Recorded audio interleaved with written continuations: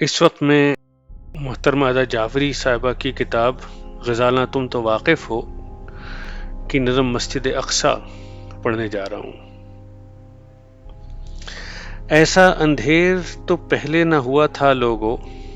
لو چراغوں کی تو ہم نے بھی لرزتے دیکھی، آندھیوں سے کبھی سورج نہ بجھا تھا لوگوں۔ آئینہ اتنا مقدر ہو کہ اپنا چہرہ دیکھنا چاہیں تو اغیار کا دھوکہ کھائیں،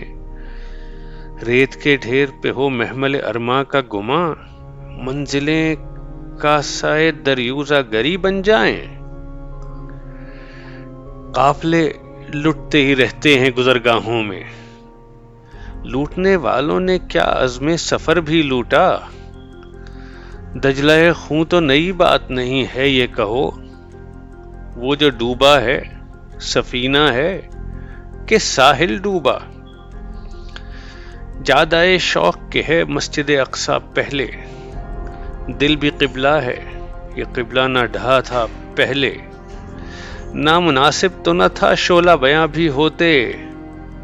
تم مگر شعلہ بد دل شعلہ بد جاں بھی ہوتے،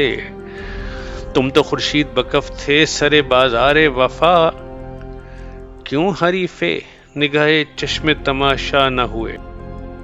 کس کی جانب نگراں تھے کہ لگی ہے ٹھوکر،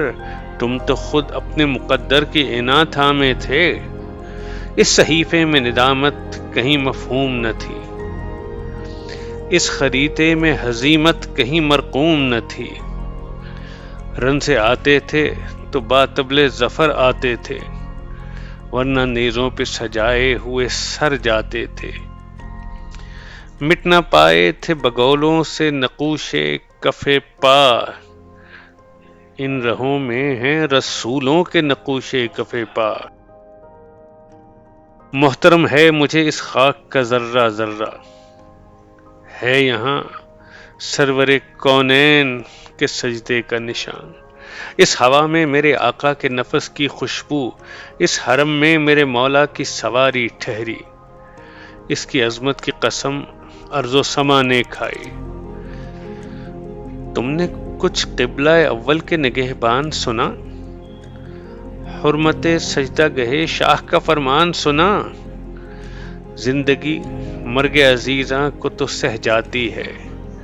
مرگ ناموس مگر ہے وہ دہکتی بھٹی، جس میں جل جائے تو خاکستر دل بھی نہ ملے، اور تپ جائے تو کندن ہے وجود انسان، پھر یہ پگھلے ہوئے لمحات کراں تابہ کراں، آپ مینارہ انوار میں ڈھل جاتے ہیں، عرش سے خاک نشینوں کو سلام آتے ہیں، خارزاروں کو کسی آبلہ پاک کی ہے تلاش، آج پھر رحمت یزداں کا سزاوار آئے، آج پھر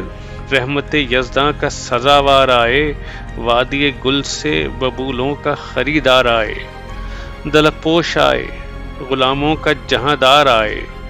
پاپ آدھا کوئی پھر قافلہ سالار آئے، ریگزاروں میں کوئی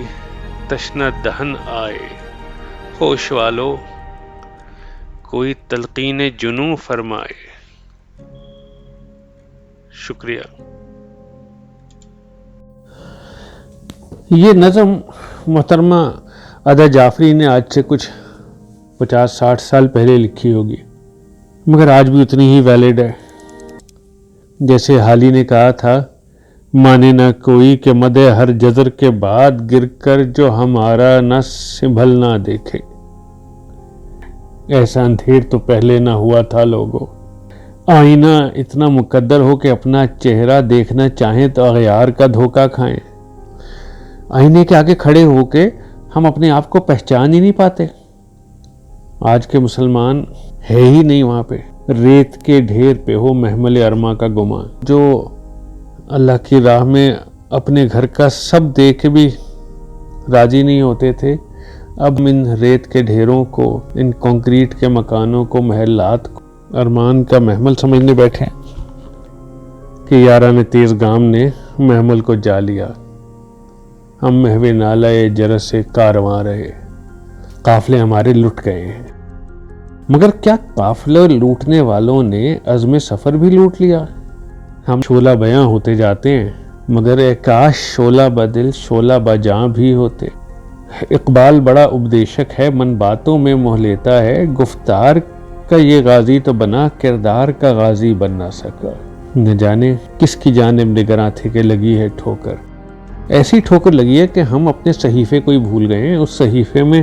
ندامت، اس خریطے میں ہزیمت کہیں مرقوم نہ تھی۔ اگر ہم اللہ کے راستے پہ چلتے تو کہیں ہزیمت کا، کہیں کسی شرمندگی کا امکان ہی نہیں تھا۔ ہم خوار ہوئے تارک قرآن ہو کر۔ چلتے چلتے پھر محترمہ مسلمانوں کو یاد دلانا چاہتی ہیں، یہاں سرور کونین کے سجدے کا نشان،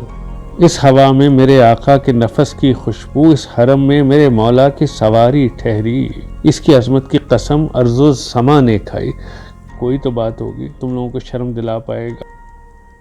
زندگی مرگ عزیزاں کو تو سہ جاتی ہے، مرگ ناموس سے زیادہ اندوہنا کچھ نہیں۔ دلق پوش آئے، غلاموں کا جہاں دار آئے، پا پیادہ کوئی پھر قافلہ سالار آئے۔ پھر عمر فاروق کا انتظار ہے۔ عمر فاروق جب یروشلم کی چابیاں وصول کرنے پہنچے تو ان کے ساتھ ان کا غلام تھا۔ جب یروشلم پہنچے تو حضرت عمر کے آگے زمین پہ چلنے کی باری تھی، تو غلام کے ہزار اصرار کے باوجود حضرت عمر فاروق نے